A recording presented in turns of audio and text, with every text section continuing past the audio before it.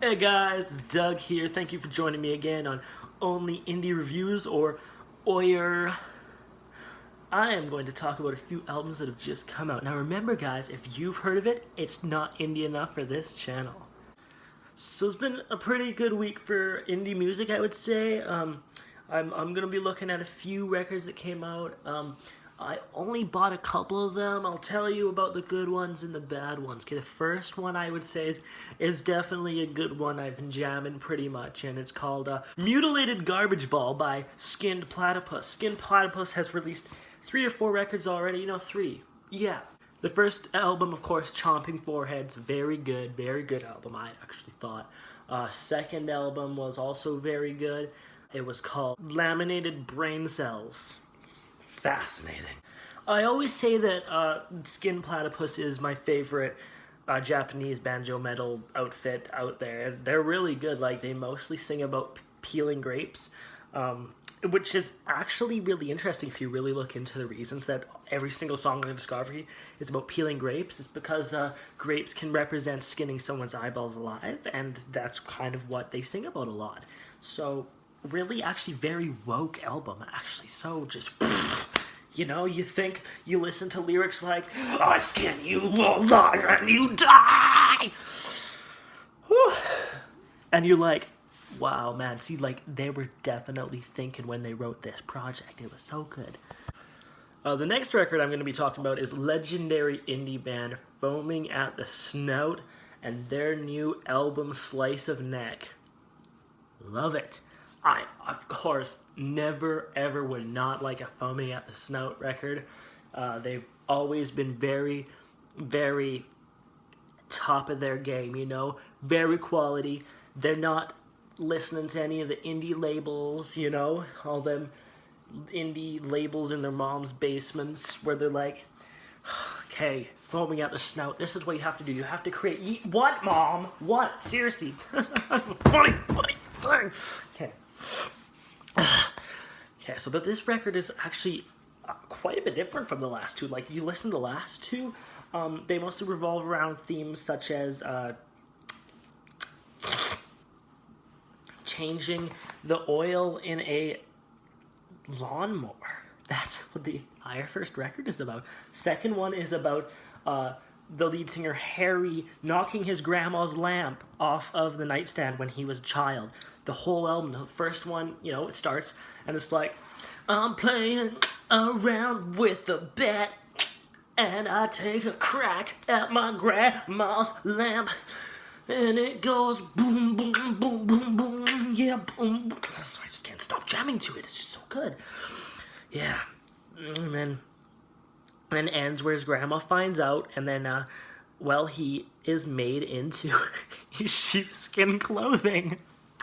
Anyways, this new one, this one is called Slice of Neck. Yeah, the album is, again, concept album. They're really big on their concept albums, guys. The concept here is, well, what do you think the album's called, Slice of Neck? Do you think it's about slicing someone's neck? No, not at all. Actually, it's about helping the neighborhood, especially cleaning up garbage on the sides of the streets. They think it's very important. They always are driving around their hometown, Springfield, Illinois. They're always like, oh, so much garbage. And of course, there's the one song, it's called 420 Everyday Boys, and it's featuring Snibby Dagger. Yeah, love that rapper. Indie rap, yeah. That one's about smoking weed while cleaning up the streets of Springfield. That's great. Now, everyone knows that not all indie music is good. No. There were a few disappointments this week, as there are every week. And this week, one of my least favorite albums was The Corn Mouth Beanbag Man by, you guessed it, that name, Octopus Bob. Octopus Bob. Well, let's see, their first album was good. Their first album called Tentacles Around Your Trachea. Yeah, it was a good one. I'll have to tell you. After that, they released the very unfortunate album Veins of Hemophilia. I really hope that's not a bad word. Anyways, the new one, guys, it's, what's the album name again? It's not very good. Like, they decided to incorporate a lot of llama noises. They decided to incorporate a lot of llama noises into their sampling. They sampled a lot of llama noises. They put it on a keyboard and it's like, meh, meh.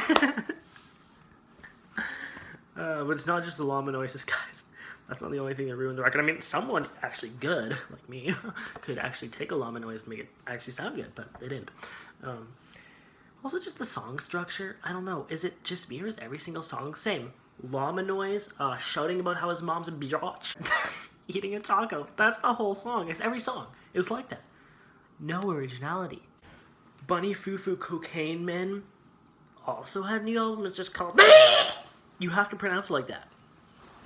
Sometimes at their concerts, people were like, oh man, tell us about your new album, blah.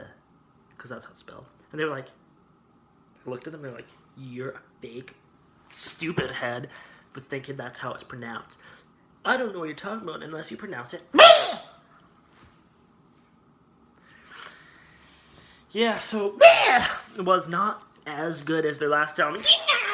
Because that album was, literally, they would go into the microphone, stick a banana down the throat and choke on it. And that was a lot of the noises. Not a lot of actual lyrics, but that's okay.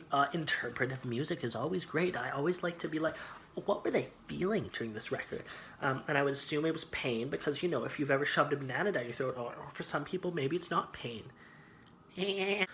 Yeah, so this new album here, it's about a colony of snails living under an anarchy leader, which you think anarchy doesn't have a leader, but it's a leader that made it anarchical.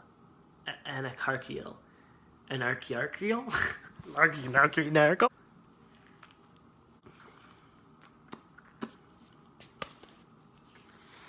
And the main character on this record, his name is, shit, that's racist. And like, okay, so the main snail on this record, like the main character, I guess, his name is, Squishy Flaps.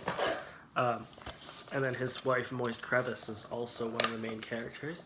I feel like the characters are underdeveloped in the actual, like, album. Like, they're the main characters and you don't really know anything about them. You just know they're snails, really. That's all you know. You know they're snails. You know that they have done heroin several times. Can you imagine a snail injecting heroin in their needles? Like, ah! But, I mean, there's a lot of detailed events about, like, their children. Smiley Bob, Robert, and Flamingo Del Taco. But why do we care about Flamingo Del Taco? We want to know about what the frick his name was. Anyways, that's all today on Only Indie Reviews. I am Doug. I gotta go to work now. Goodbye.